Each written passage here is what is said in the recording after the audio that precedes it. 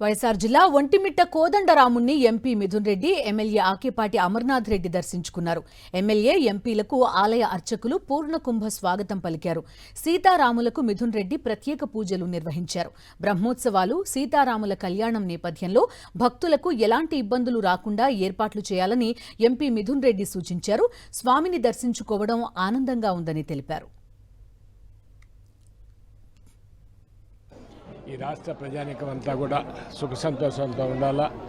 ప్రజలందరికీ కూడా ఈ నియోజకవర్గ ప్రజలతో పాటు రాష్ట్ర ప్రజానీకానికి కూడా బాగుండాలా. రేపు భవిష్యత్తులో మా నాయకుడు జగన్మోహన్ రెడ్డి గారికి కూడా ఆయన ఎప్పుడు కూడా కోదండరాముడు ఆశీస్సులు ఉండాలని ఆ భగవంతుని ప్రార్థిస్తూ ఈరోజు శ్రీరాముల వారిని దర్శించుకోవడం జరిగింది. రాష్ట్రంలోనే రాముల వారి గుడి అంటే ఒంటిమిట్ట రామాలయం అని చెప్పి ప్రజలందరూ కూడా విశ్వసిస్తారు. ఈ రాముల వారి ఉత్సవాలు బాగా జరగాలని చెప్పి మనస్ఫూర్తిగా కోరుకుంటాను. ఎమ్మెల్యే గారు కానీ, మేము కానీ, అదేవిధంగా మా శ్రీనివాసులు గారు కానీ రాజకీయాలకు అతీతంగా దైవ సన్నిధిలో ప్రజలందరూ కూడా సంతోషంగా దర్శనం చేసుకొని అన్ని సౌకర్యాలు బాగుండాలని చెప్పి కూడా మనస్ఫూర్తిగా కోరుకుంటున్నాము.